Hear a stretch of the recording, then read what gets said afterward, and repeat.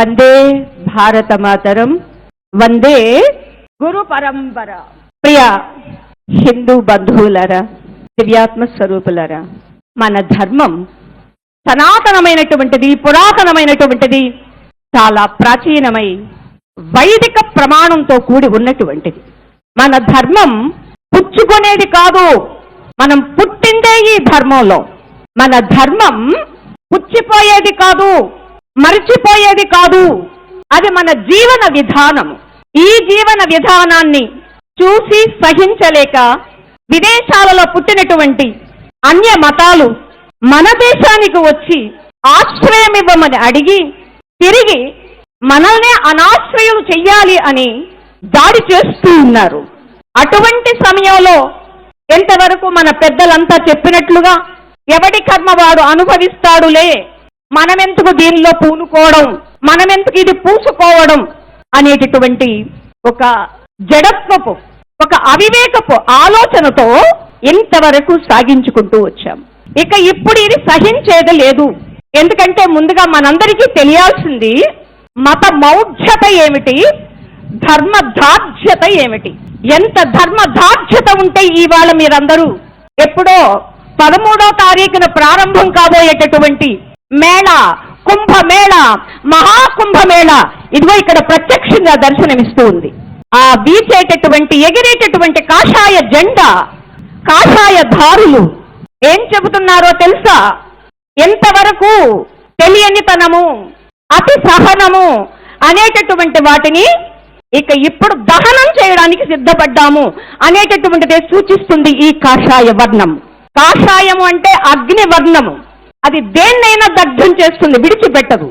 అయితే సహనం సహనం సహనం అని నొక్కి పెట్టడంతో ఇవాళ మన హిందూ జాతి కాస్త ఉపేక్ష వహించింది. ఇక ఇప్పుడు ఉపేక్షించడానికి సమయం లేదు. అన్య మతస్థులలో మనం చూస్తే మతం తీసుకుంటారా బ్రతుకుతారు, లేకుంటే చస్తారు అని అంటూ మీరు కాఫీర్లు, మీరు సైతాన్లు, మీరు మాకు శత్రువులు అంతటి మిమ్మల్ని మేము బ్రతకనివ్వము. మన చరిత్ర చూస్తే ఒక చిన్న పిల్లలు, జరావత్ సింగ్, ఫతే సింగ్ అనేటటువంటి చిన్న పిల్లల్ని హిందూ ధర్మం విడిచిపెట్టి మా ధర్మాన్ని మీరు స్వీకరించకపోతే మిమ్మల్ని సమాధి చేసేస్తాము అని అంటే దానికి కూడా సిద్ధపడ్డారే తప్ప పరధర్మాన్ని తీసుకోవడానికి వాళ్ళు సిద్ధంగా లేరు. అది మన జాతి. ఇదా మతం అంటే ద్వేషమా? మతం అంటే హింసన? ఆశ్చర్యంగా వచ్చినటువంటి వాడు ఇక్కడే సామ్రాజ్య స్థాపన చేసుకోవాలి అని ప్రయత్నం చేస్తూ ఆ భూములు మావి, ఈ భూములు మావి అని చెబుతూ ఉన్నారు అంటే ఏమయ్యారు మన పెద్దలు? అందుకనే ఇవాళ పెద్దలంతా ఆచార్యులు కావచ్చు, పీఠాధిపతులు కావచ్చు, మేధా సంపత్తి ఉన్నటువంటి వారు కావచ్చు, అందరూ కలిసి ఇవాళ విశ్వ హిందూ పరిషత్ అనేటటువంటి ఒక కార్యరూపంగా, ఒక విశ్వరూపంగా ఇవాళ ఒక చక్కని సదస్సు చేసింది. ఏమిటిది? సంద్రము. ఏమా సంద్రము, ఏమా సాగరము, హిందూ సాగరము, హైందవ జన సాగరము. అంతటా అటువంటి ఈ సాగరంలో ఇక ఏమేమి వచ్చినా ఆ కెరటాలు ఊరుకునేది లేదు, అన్నిటినీ కొట్టి పడేస్తాయి. కొట్టి పడేయడానికి సిద్ధంగా ఉన్నారా? లేదులేండి, మేము ఇంకా చిన్న కెరటం, పిల్ల కెరటం అంటారా? ఎంతవరకు ఎందుకులేండి అన్య మతాల్ని మనం నిరసించడం? మన పెద్దలందరూ ఇచ్చినటువంటిది స్వీయ ఆరాధన, సర్వ ఆదరణ. కాబట్టి ఆ ఆదరణలోనే అన్నింటినీ గౌరవించాము, ఆదరించాము. ఇదే సూక్తిని మనం ఒక్కసారి రామాయణానికి కానీ మహాభారత సమయానికి కానీ మనం తీసుకుని వెళితే రామచంద్రుడు ఎందుకు ఊరుకోలేదు? రావణాసురుని ఎందుకు వధించాడు? 14,000 మంది రాక్షసుల్ని ఒక్కడే సంహరించాడు. అంతేకాదు అదే రామనామంతో మన హనుమ 80,000 మంది రాక్షసుల్ని జై శ్రీరామ్ అని అంటూ వధించాడండి. మశకీకృత రాక్షసం, గోష్పరీకృత వారాశిం మశకీకృత రాక్షసం. అంటే ఇక్కడ మనమంతా ఏమనుకుంటున్నామంటే అందరినీ ఆదరించాలి కదండి. ఆ ఆదరించేటటువంటి దానిలో ఏది మనం నిరసించాలి అనేది కూడా తెలియాలి. అందుకని అన్నదమ్ముల్లో కూడా పొరపాటు చేస్తే విభీషణుడికి ఆశ్రయం ఇచ్చాడు రామచంద్రుడు, సుగ్రీవుణ్ణి ఆదుకున్నాడు. వాళ్ళ ఇద్దరి అన్నలను కూడా వధించాడు. ధర్మం ఏం చేస్తుంది? అధర్మాన్ని నాశనం చేస్తుంది. చెయ్యడం కోసమనే ఇక్కడ ఇవాళ ఎంతటి పెద్ద సభ ఏర్పాటు చేసింది మన విశ్వ హిందూ పరిషత్. ఇక మన ధర్మంలో ఉన్నటువంటి విశాల భావన మంచిదే, కానీ ఎంతటి విస్తృతంలో కూడా నా శరీరంలో కాలుకెక్కడైనా ఇన్ఫెక్షన్ అయితే డాక్టర్ గారు అమ్మ వేళ్ళు తీసేయాలి అని అంటే నేను తీయడానికే ఒప్పుకుంటానే తప్ప పర్వాలేదులేండి ఉంచండి, నా శరీరం అంతా కుళ్ళిపోయినా పర్వాలేదు అని తెలివైన వాళ్ళు ఎవరు అనరు, నేను కూడా అనను. అలానే ఇవాళ సమాజంలో ఎదురవుతూ ఉన్నటువంటి సమాజంలో ఎక్కడెక్కడ అన్య మతపరంగా ఉన్నటువంటివి అవి ఏవైనా సరే, ఎంతవరకు మనకి పెద్దలు ఎందరో చెప్పారు, వాటినన్నింటినీ ఎదుర్కొనేటటువంటి శక్తి సామర్థ్యాలు మనకి కావాలి. పరాశర సంహితలో రామచంద్రుడు దశకంఠ రావణుణ్ణి వధించిన తర్వాత వెళుతూ ఉంటే ఆకాశవాణి పలుకుతుందండి, అయ్యా దశకంఠ రావణుడే కాదు శతకంఠ రావణుడు ఉన్నాడు, వాణ్ణి కూడా వధించాలి అని. సరే, ఆ శతకంఠ రావణుడు కూడా భూమి మీద ఎక్కడా లేడు, అంతరిక్షంలో ఉన్నాడు. అంతరిక్షంలో ఉన్నటువంటి వాడికి అగ్నియే ఒక ప్రాకారంగా ఉంది వాడికి. అటువంటి అగ్ని ప్రాకారాన్ని హనుమ తన తోకతో సముద్రంలో పడేస్తాడు. అరే హనుమ, అప్పుడంటే మీరు వారధి కట్టారు, ఇప్పుడు ఎలాగయ్యా అంటే అన్నింటికి నా శక్తి ఉందిగా అని అంటూ తన తోకతోటే వారధి కట్టాడు.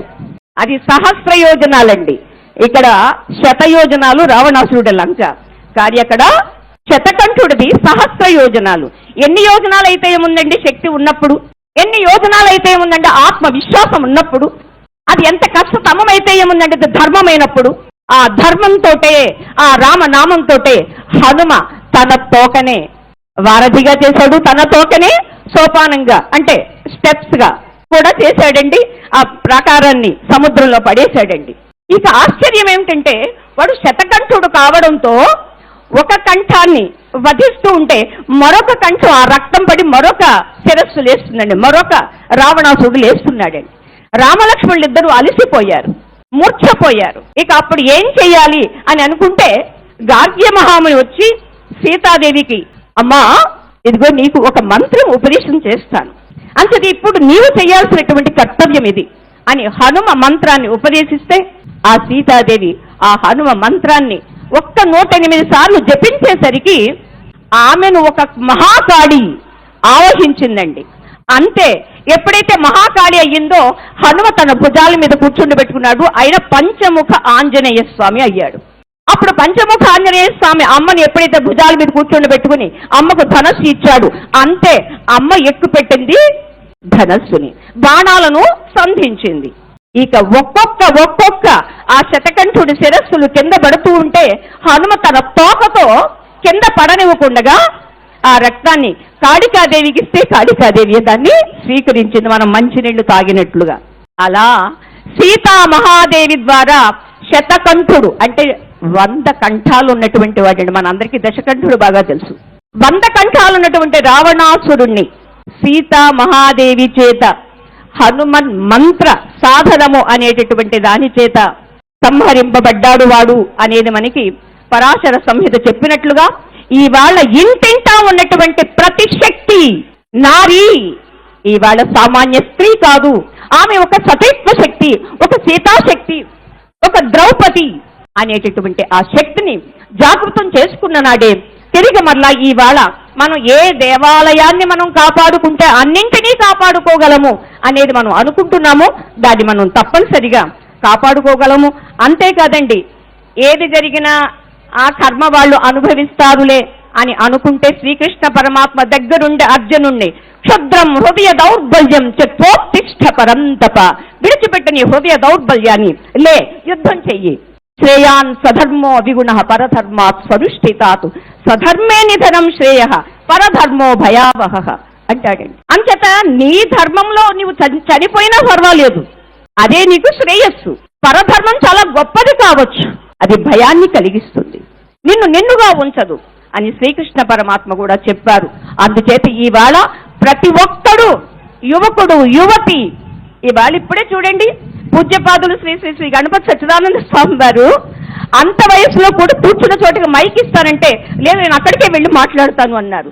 ఏమి ఆ శక్తి, ఏమి ఆ ఉపాసనా శక్తి, ఏమి ఆ గురు శక్తి, ఏమి ఆ దత్తాత్రేయ శక్తి. ఇదే మనందరికీ దైవీ బలము, గురు బలం అనేటటువంటిది నిరూపణ చేశారు స్వామి గారు. మనందరికీ కావలసింది అదే.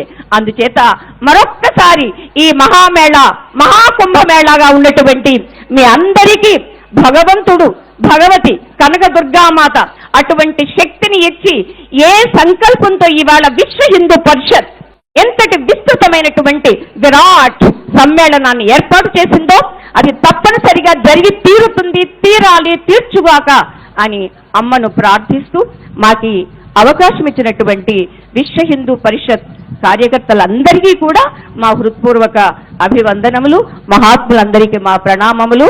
జై శ్రీరామ్, జై హనుమాన్.